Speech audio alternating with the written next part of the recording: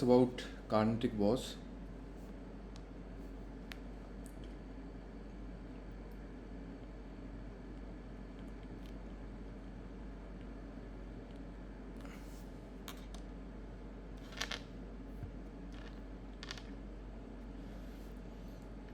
So let's talk about Carnatic region.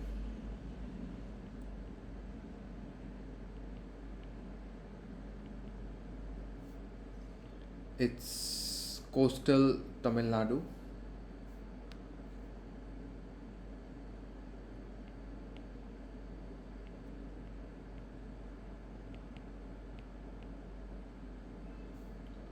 and parts of Andhra Pradesh under the Mughal Nawab of the Carnatic. Wars were fought between the British East India Company and French East India Company with Indian rulers as allies, and outcome, it laid the foundation of British supremacy in India.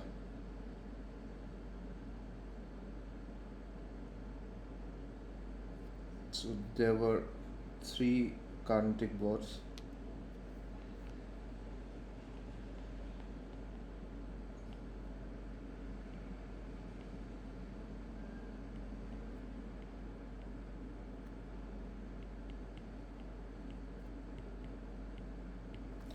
(740 to 48). Then second one,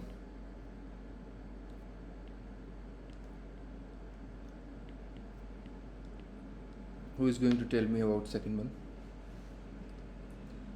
Arushi. So 1749 to 54.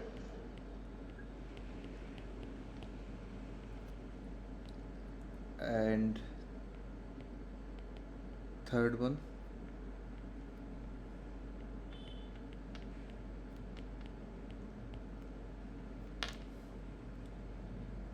(1758 to 63).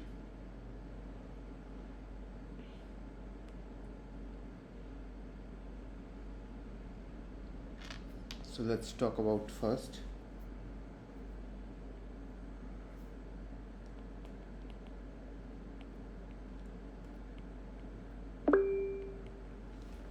Yes, Komal. Sir, for the first war, you have written 1740 to 48. Was it 40 to 48? I think it was 45. 45 or 46? 46. Can anyone check?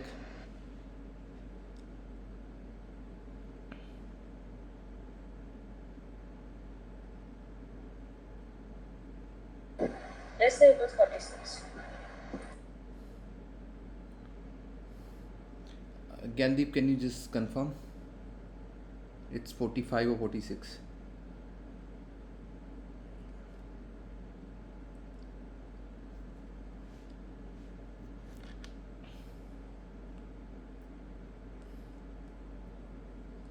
So basically, it's a part of global conflict, War of Austrian Succession, that happened between 17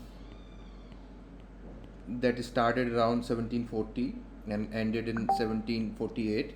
So basically, it's a part of this first Carnatic War of that global conflict that is known as War of Austrian Succession.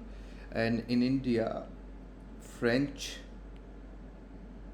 governor Dupleix. So, Yes, Gyandeep.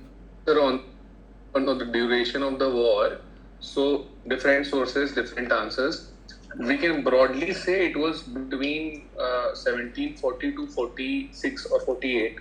Why? Because if we say 1740, then that is the beginning of the culmination of the war, because it was an aftermath of the War of Austrian Succession. So, Yeah. if we look from that foreign perspective, then 1740, but active military, activity was done between 44 and 48 only. Yeah. So in So India, it was mostly around 46. 1745, 46 to 48, but it started long back in Europe, 1740. So that's what I told you. That's a part of global conflict. That is War of Austrian Succession. Now let's talk about key events. So from French side, the governor was Dupleix, and from British, the governor was Barnett. Now let's talk about key events. In 1746, French captured Madras.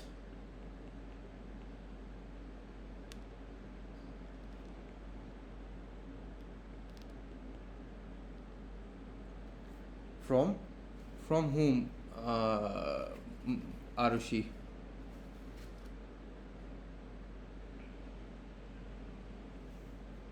So from Britishers. Yeah, from British. So that is first thing. Second thing, Nawab of Carnatic. Who was Nawab of Carnatic at that point of time? So Asaf Jah of Hyderabad. Anwar Uddin. Opposed French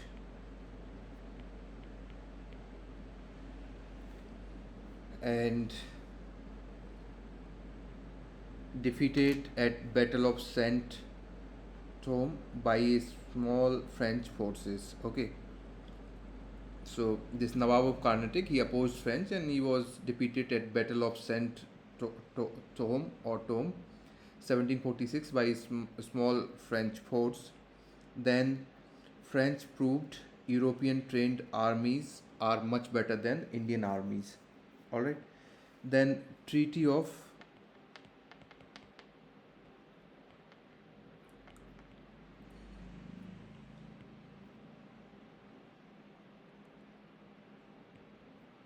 Chapel, 1748, ended war. Madras returned to British.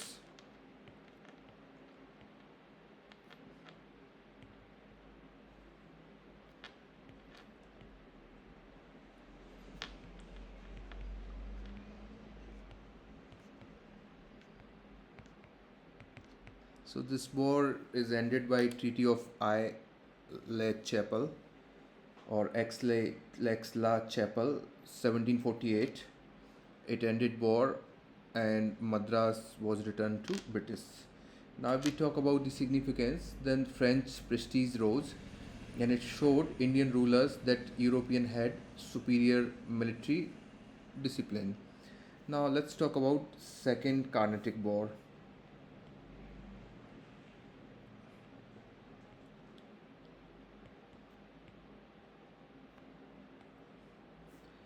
So if we talk about its background, then basically it was succession dispute and it involves Nizam of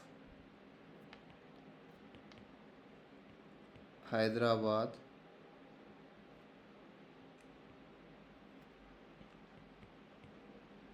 Asif Jahan I.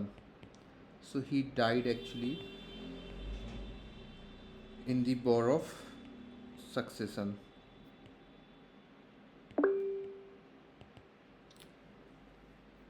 Yes, Arushi. So is Anwaruddin and Asaf Jah same? No, both are different. Then Carnatic Nawabship, Anwaruddin killed, and the rival were there, and they also made the claim. So basically, here what French did. Now let's. So I'm telling you the background. Actually, it's not a part; it's a background. Now what French did. French supported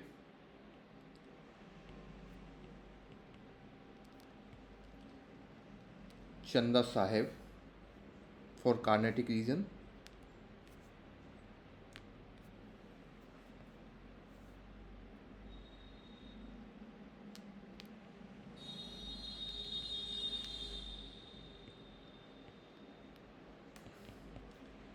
And Muzaffar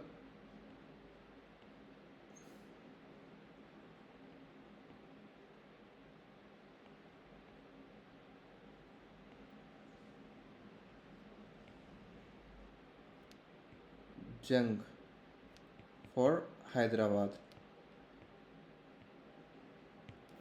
Then we talk about the British support.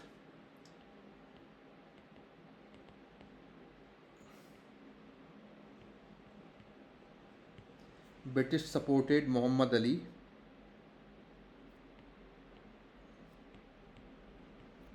for Carnatic and Nasir Jung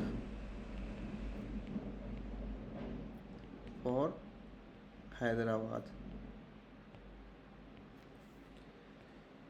So in 1751, Robert Clive captured Arcot, defended it heroically, and turned tide in British favour. Then in 1752, Chanda Sahib killed, Muhammad Ali secured as Nawab with British support. Then Dupleix recalled the called to France in 1754, and French influence declined. So British became decisive power in Carnatic region, and Clive emerged as a brilliant commander. French lost political ground despite early advantage. Now let's talk about Third Carnatic War, 1756 to 63. So again, it's a part of global conflict.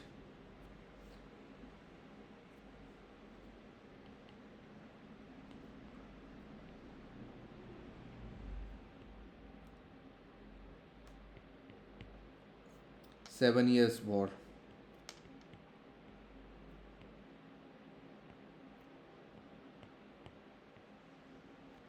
1756 to 63.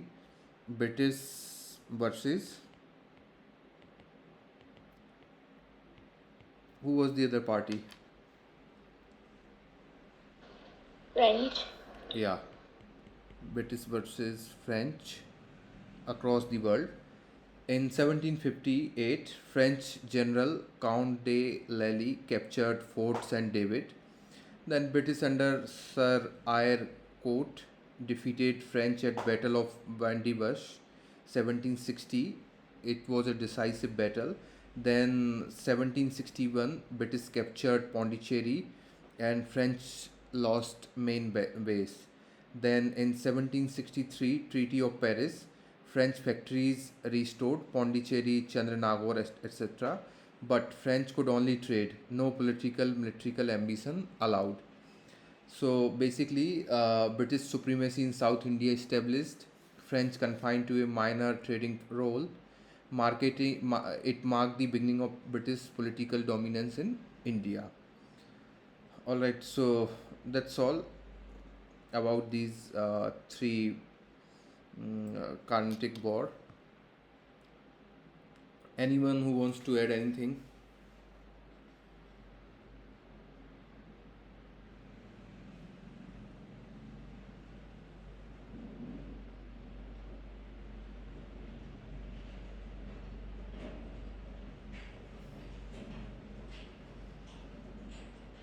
All right.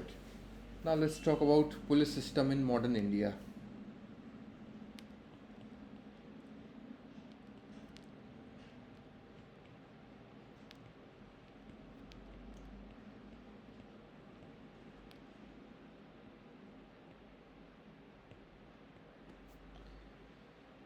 So the present Indian police system is largely inherited from the British. After the revolt of 1857, the British wanted a police that would. So after 1857, British wanted a police that would maintain law and order, suppress dissent, prevent uprising, and protect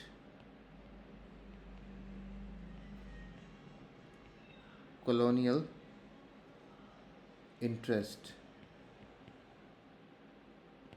not citizens' right. So if I have to talk about key law, that British brought. It was Indian Police Act 1861 is still the backbone of police functioning in many states. If I have to talk about features of 1861 police system, so it created a centralized hierarchical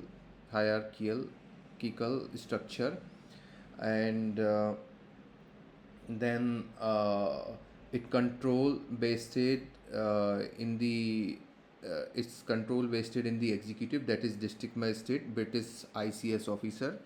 Then police seen as force of control, not service to people, and focus on order maintenance and crime detection, not community policing. So what's the difference between then police system and now's police system? Who can tell? What's the difference between then and now? Sir, previously the entirety of the police system vested with the DC.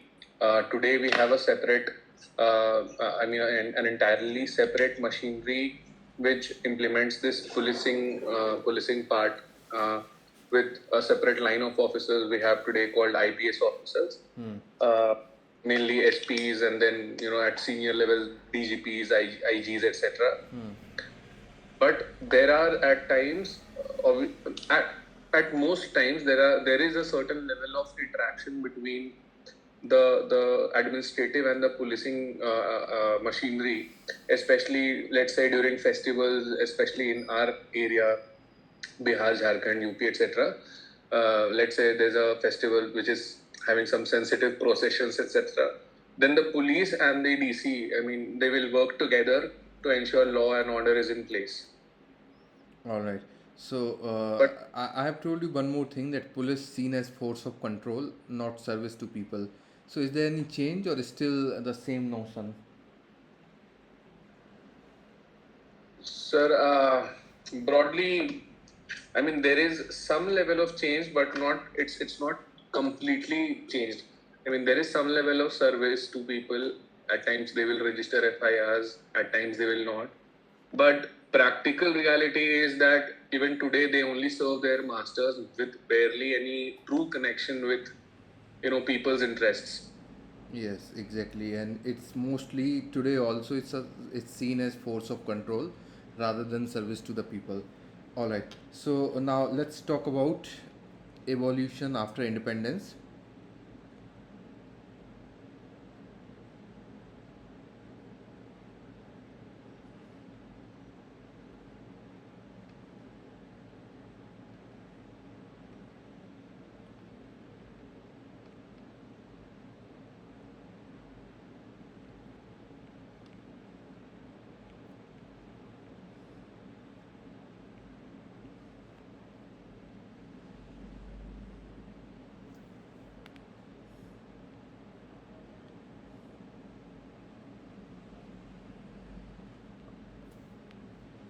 So Constitution of India made police. What kind of subject is it, Mahua? It's a state subject or it's a union subject or it's a concurrent? It's a state subject. All right. So police became a state subject.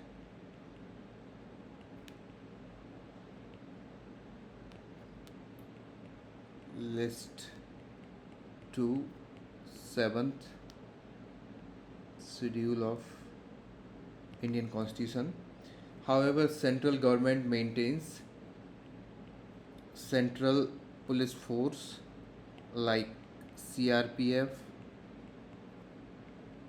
BSF, CISF, then you've got ITBP, and then you've got SSB, and some intelligence agencies.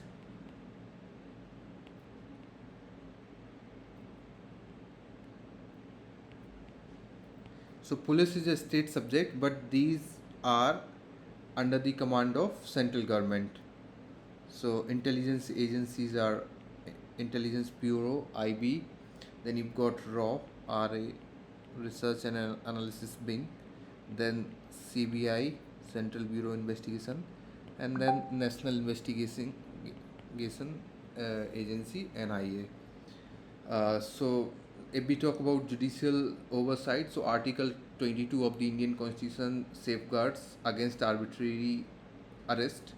Then fundamental rights, so it protects citizens from police excesses. If I have to talk about structure of police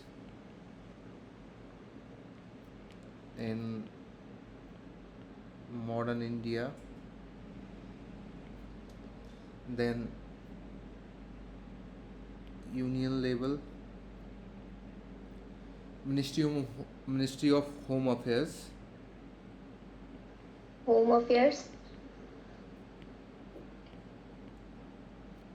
controls armed police forces.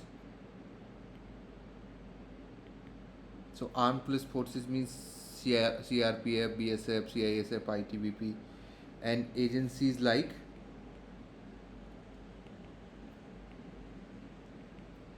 CBI, NIA, NCRB handle specialized functions. Then state level, we have got police headed by DGP, that is Director General of Police. District, it's Superintendent of Police, that is SP, and Thana, that is SHO, Station House Officer. And if we talk about metropolitan policing, then we've got commissioner system in large cities like Mumbai, Delhi, Bengaluru. And let's talk about, so this is basic thing about policing system. Now let's talk about reform and committees. So National Police Commission,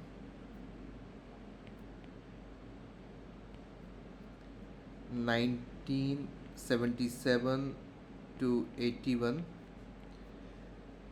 It has submitted 8 reports, suggested autonomy, better training, and community orientation. So, who was the head of National Police Commission?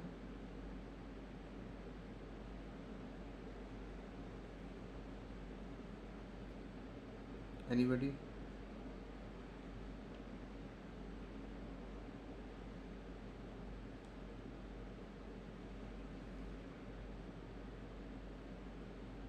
Any idea?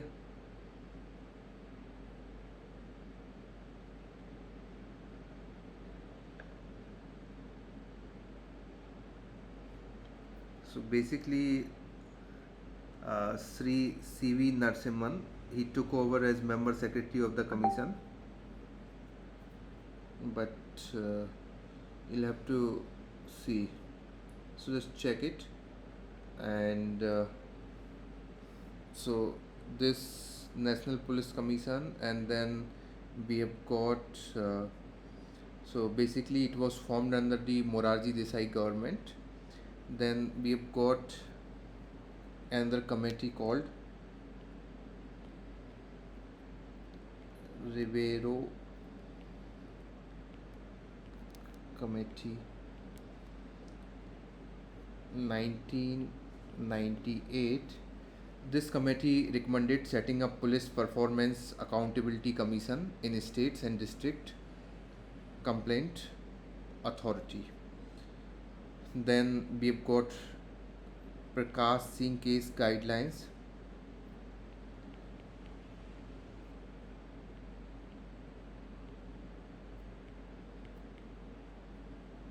So the Supreme Court of India issued 7 directives to bring police reform in the Prakash Singh versus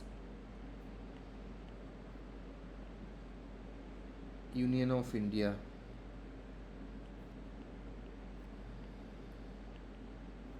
In 2006.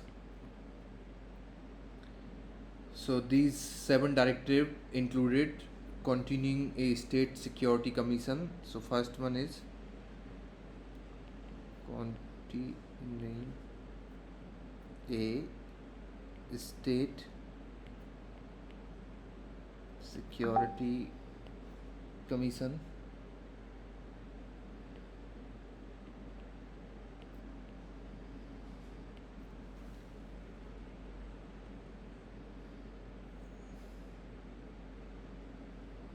Yeah, we can say, but mostly it was DK Basu versus State of Bengal was mostly related to arrest.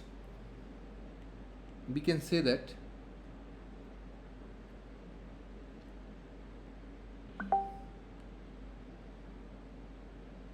Continuing a state security commission, that is the first thing. Then fixed tenure of DGPs, a 2-year term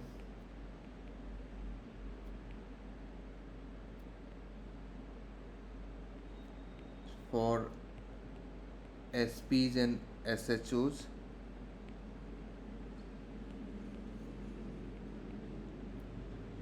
Separate investigation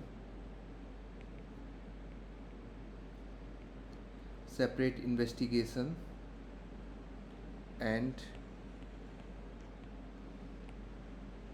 function. Then setting up of police establishment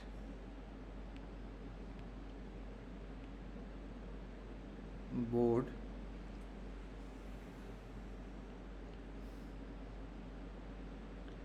police complaint authority at the state and district level.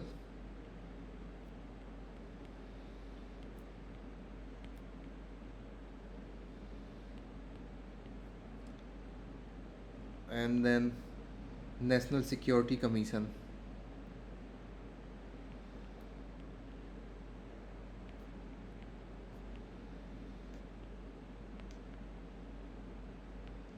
At the central level. So these were the recommendations. These were the guidelines issued in the Prakash Singh versus Union of India. So fixed tenure of DGP, mostly it is being followed.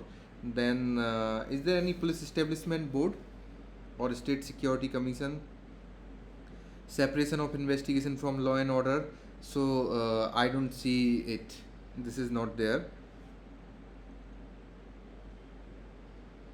So hardly anything they followed. Then the fifth thing that came, Model Police Act.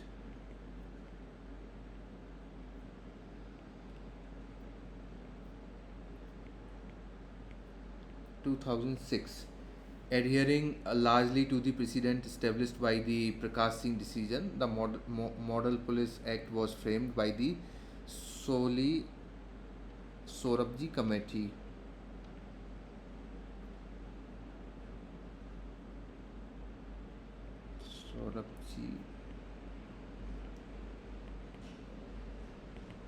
The committee submitted its recommendation in 2006 to enable the police to operate as an efficient, effective, people-friendly and responsive agency.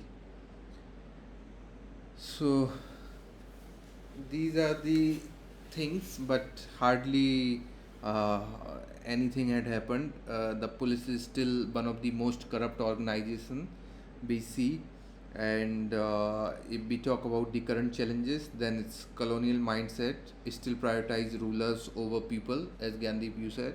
And then political interference in posting transfer, corruption, custodial death, fake encounters, Then we have poor police, that is police and public relationship. There's a trust deficit and understaffing and lack of modern technology.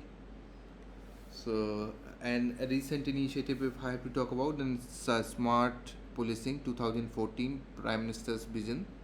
Police should be strict and sensitive, modern and mobile, alert and accountable, reliable and responsive, and trained and tech savvy. Then community policing models like Kerala, Janamatri, Tamil Nadu's Friends of Police. Then digitization like CCTNS, Crime and Criminal Tracking Network and System, NCRB modernization. Women in police force, efforts to increase representation, then use of forensic, cyber cells, body cameras, drones.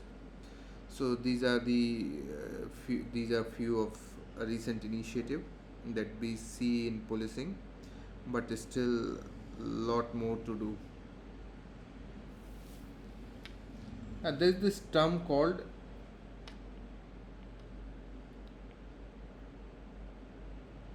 Goendas in Indian history. Arushi, what does it mean? So it means spies. Spy or detective? So basically, the British used these Goendas. They were native informers to track down revolutionaries and freedom fighters like members of Ansulan Samiti, Jugantar, Gadar Party. Then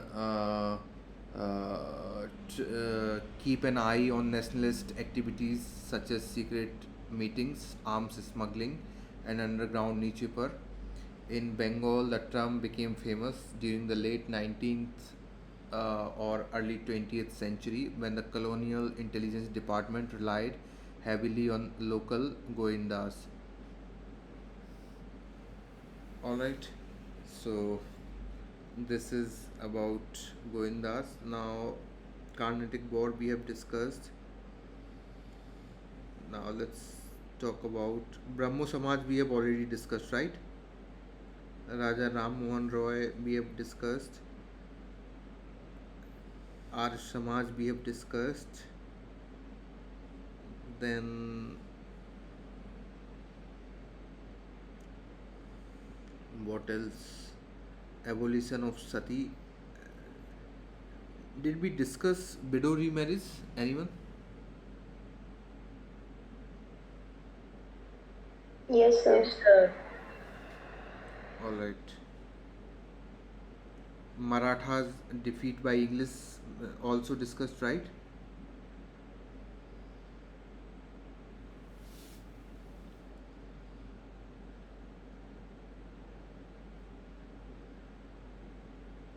Let's talk about Maratha administration. We did not discuss Maratha administration.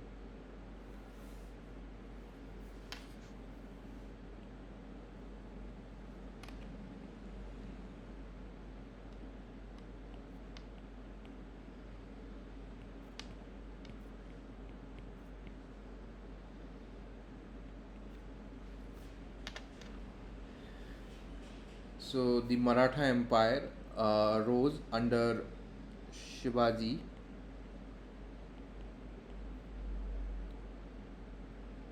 1627 to 1680, and the administration was partly based on ancient Hindu tradition, partly influenced by the Deccan Sultanate. If we talk about the key features, so who is going to tell me these key features? Arushi, at least tell me one.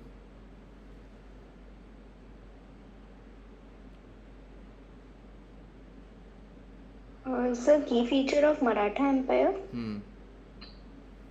Marathas worked in confederacy. There were Peshwas, and there was someone in Pune also. Centralized monarchy with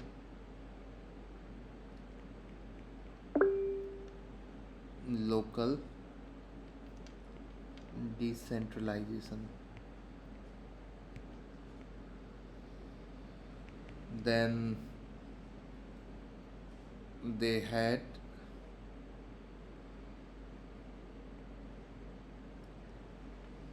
a strong military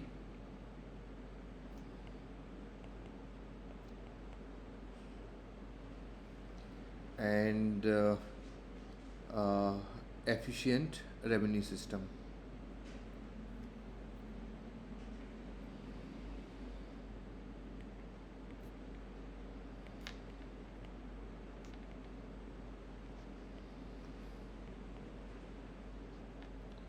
All right. So let's talk about central administration under Shivaji.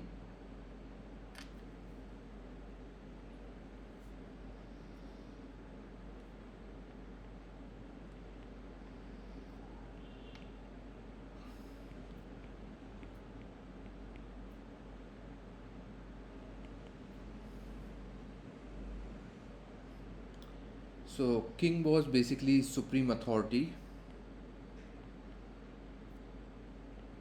Chhatrapati.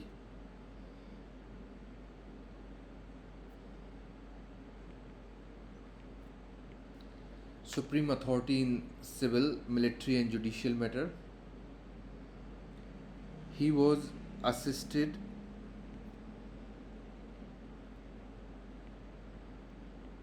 by the Ashtapradhan.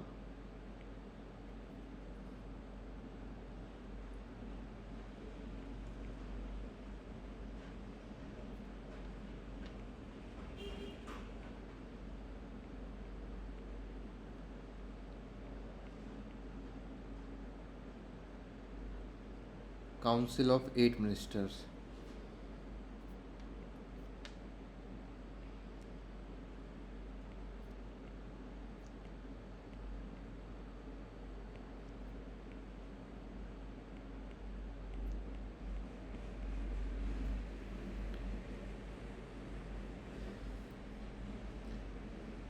Now let's talk about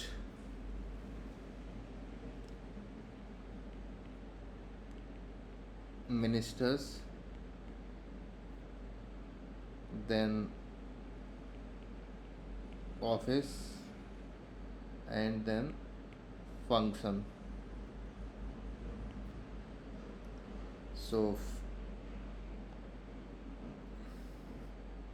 first one is Peshwa.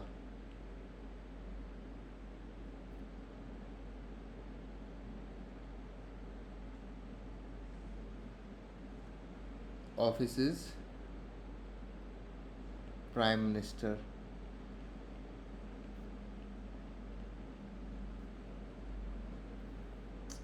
What was the function? What was the function of Peshwa? So to oversee the overall administration in the empire. So I can say head of administration.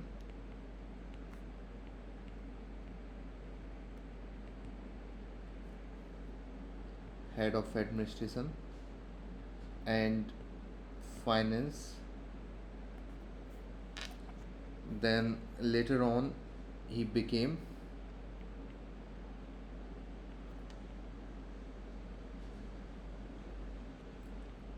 de facto rulers.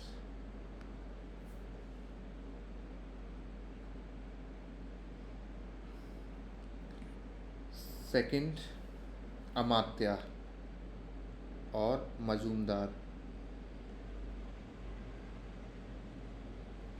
Who were the Amatyas?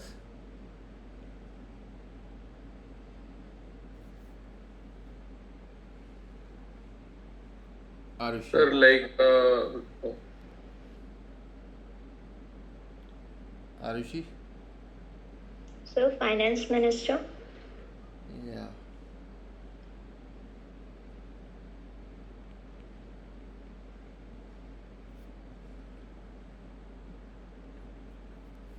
Function revenue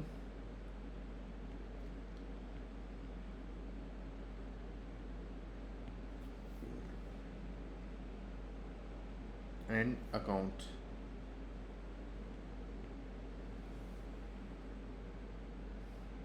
Sachiv. Sachiv, secretary.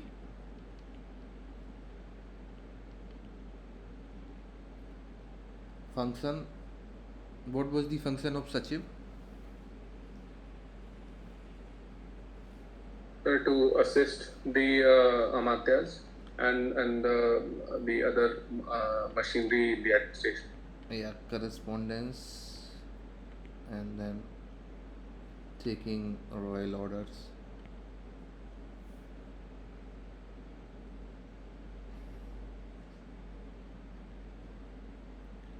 The next one, who was the next one?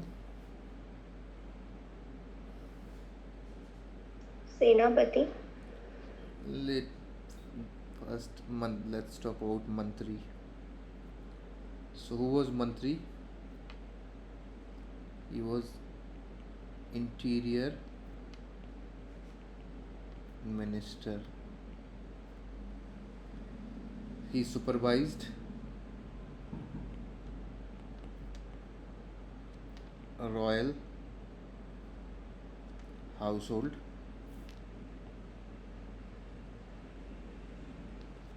and ceremonies.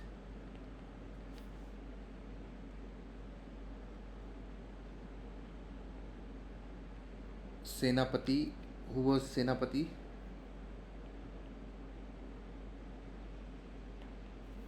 So they used to carry, so they used to carry the troop in the battles and used to formulate the trade. Sorry, they used to formulate the policies for wars also. Commander in chief.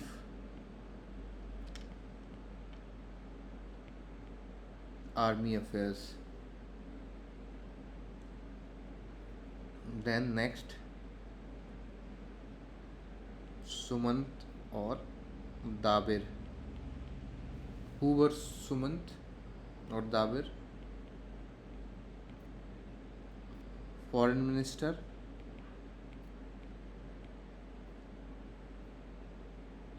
Relations with other state.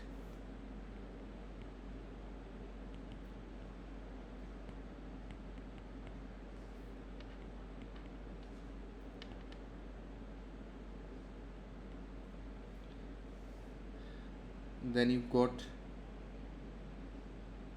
Nyayadhis.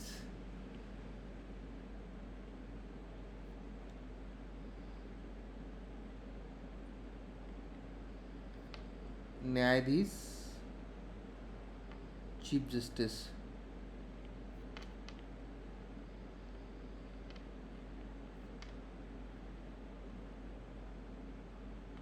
For justice and law. Then you've got Pandit Rao.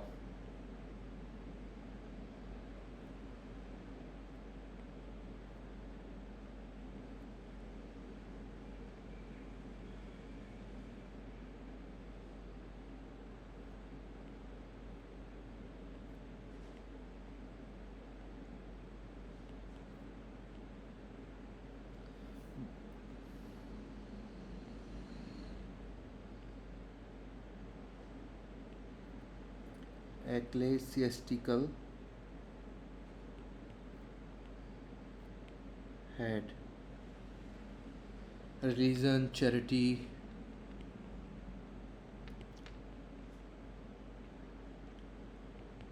moral affairs,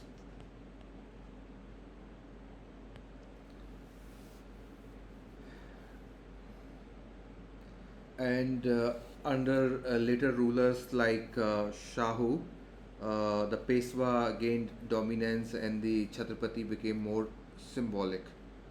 All right.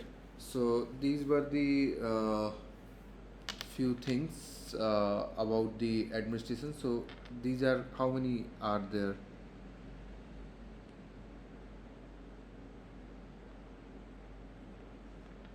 8. Two. Ashtpradhan. Okay. Now let's talk about provincial and local administration. So it was, this is central administration. Now who is going to tell me about provincial and local administration?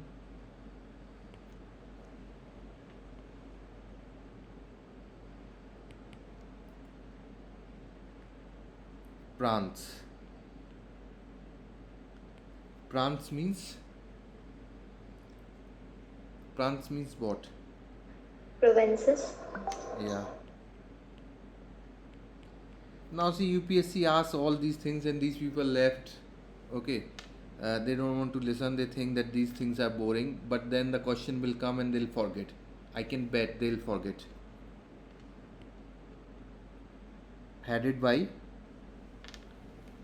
Prant is headed by, Subedar. yes. Then the second unit is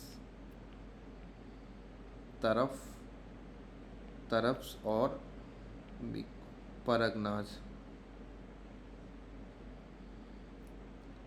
It is managed by,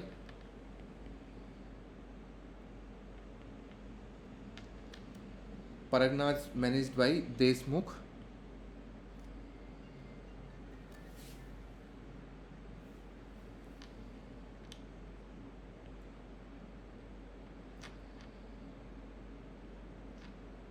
And Deshpande. Then we've got villages.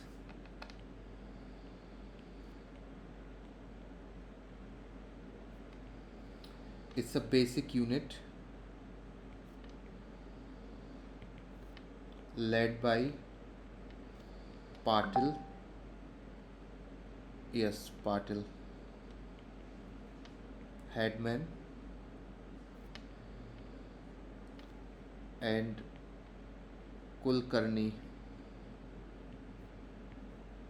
accountant. See, this is what you need to remember because UPSC will directly ask these kind of things. So this local structure made administration quite effective and connected to rural society. Now let's talk about revenue system.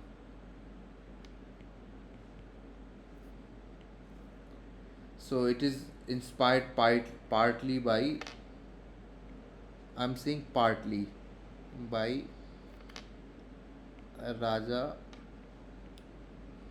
Todar Mal's system, that is Mughal. Then they have this Chauth. Chauth was 25% tax on, 25% tax on what? Sir, agricultural produce. Revenue and share of conquered territories. Then they got Sardesh Mukhi.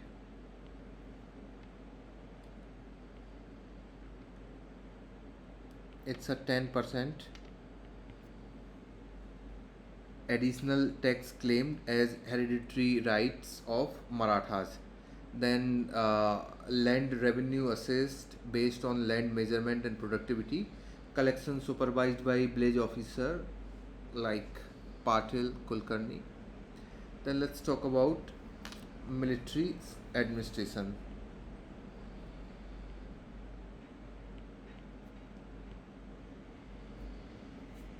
So strong standing army, emphasis on light cavalry. Infantry also used, though cavalry was dominant. Fort administration, that is Durg system. Each fort under a Havaldar.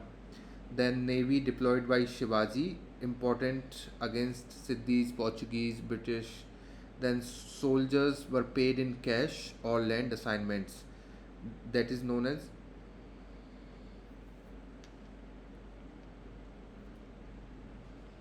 Saranjam system.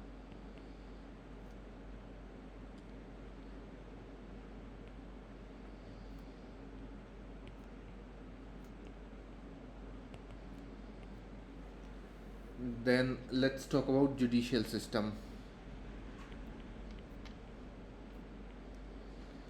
Based on Hindu law, that is Smritis plus local custom, Nyayadis handled civil and criminal justice, village level disputes settled by panchayats, severe punishment for theft, treason, and corruption.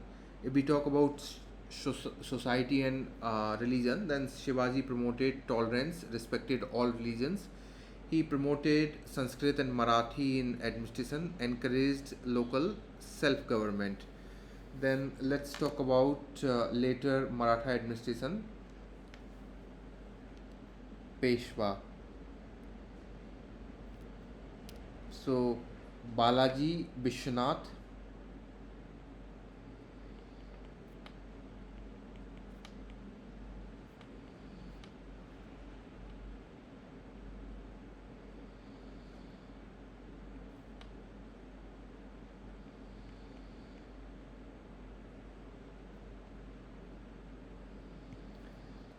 Then you've got Baji Rao, then you've got Baji Rao first, then Balaji Baji Rao.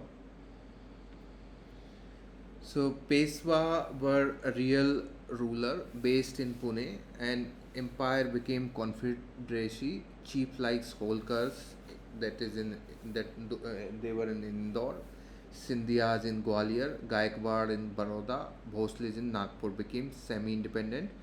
Revenue mostly came from Chauth and Sardeshmukhi in Mughal territories, and central control weakened. Regionalism increased. All right. So this is all about Maratha administration and Maratha basic detail about Marathas, and you can go through these Peshwas. Balaji Vishwanath, Baji Rao. Who was the first Peshwa?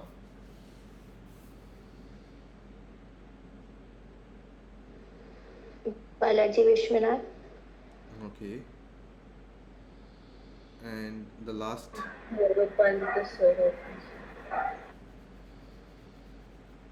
So Peshwas of, as I told you, that of Maratha kingdom, a kingdom under Shivaji Ashtapradhan. They were prime minister. Initially, just a chief ministerial post, subordinate to the Chhatrapati, that is king, and then under Shahu, the Peshwa's power increased. As I have already told you, they became de facto head of the empire. Capital shifted from Satara to Pune. Satara was the Chhatrapati's seat, and Pune was the Peshwa's seat. So Balaji Vishwanath, he was the founder or the first founder of the Peshwa power. I think 1713 to 1720. Appointed Peshwa by Sahu in 1713. If I talk about achievements, then he reconciled different Maratha chiefs and brought unity. He secured right to collect Chauth and Sardeshmukhi from the Mughal emperor in 1719, and he laid the foundation of Peshwa supremacy and called the second founder of the Maratha state. Then we've got Baji Rao first, 1720 to 1740. He was known as the expansionist, son of the Balaji Vishwanath. And if I talk about his achievements, then he was the great military leader, never lost a battle. He expanded Maratha power into Malwa, Bundelkhand, Gujarat. His dream was Maratha supremacy in Hindustan. If I talk about famous campaigns, then against Nizam of Hyderabad, and he secured friendship with Raja Chhatrasal of Bundelkhand. Then established Maratha Confederacy, Holkar, Sindhyas, Gaikwad, Bhosle as semi-independent chiefs. Married Mastani, famous. It is known as a famous romance, and he was called as hero of 100 battles. Okay, so these things can be asked, and maybe UPSC can ask, but state PCS generally ask these kind of things. Then Balaji Bajirao, he was known as Nana Sahib, right?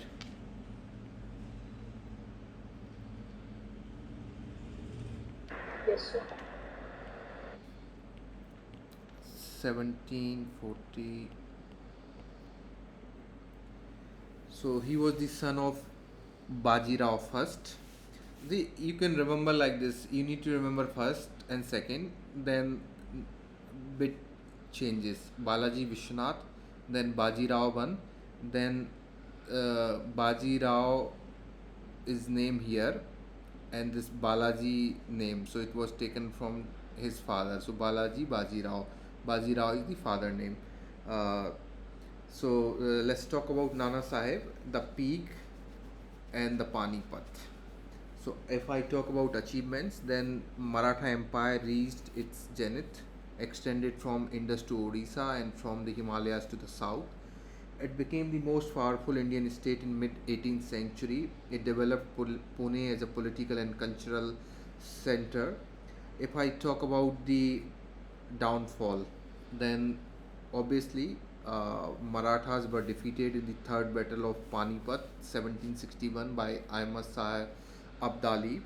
Heavy loss of men and prestige. Nana Sahib died soon after, broken hearted.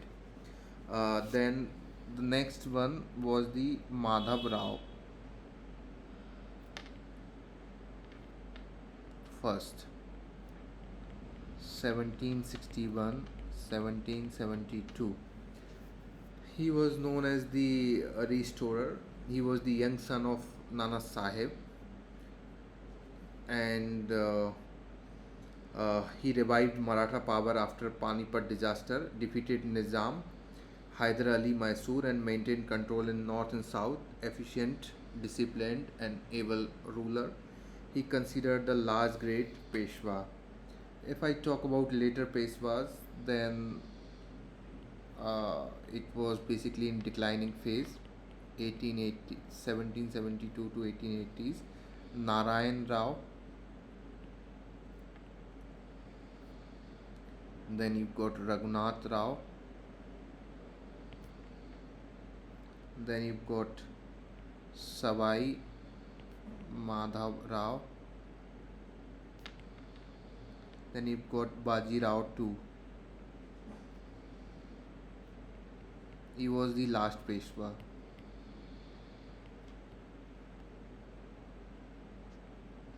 So Narayan Rao murdered in palace conspiracy. Raghunath Rao was the ambitious but weak, invited British help, led to first Anglo-Maratha war. Then Savai Madhav Rao, his reign under regency, Marathas united temporarily. Then Baji Rao too, he was the last Peshwa, defeated in second and third Anglo-Maratha war. Exiled in Bithur near Kanpur, with him the Peshwa institution ended and Maratha confederacy collapsed. So basically, if I talk about the nature of Peshwa rule, then shifted Maratha polity from central monarchy to confederacy. Peshwas were head, but major chiefs like Holkar, Scindia's Gaikwad, Bhosle had autonomy. Their strengths were expansion and flexible alliance, and weakness was lack of unity, constant rivalries, no strong central authority. Achievement of Peshwas: they expanded Maratha Empire to pan India power, efficient revenue collection, Chauth and Sadeshmukhi, made Pune a hub of politics, trade, and culture. Then balance between diplomacy and warfare. If I have to talk about their decline, the main causes were internal rivalries among chiefs, weak leadership after Madhav Rao first, and over dependence on cavalry, failure of Panipat in 1761, that is Ahmad Shah Abdali defeated Balaji Baji Rao, and rise of British East India Company, and the end was here. The third Anglo-Maratha War, 1817-1818, Maratha lost sovereignty, British supremacy established. All right. So this is all about Marathas, and we are done for the day. Tomorrow we'll discuss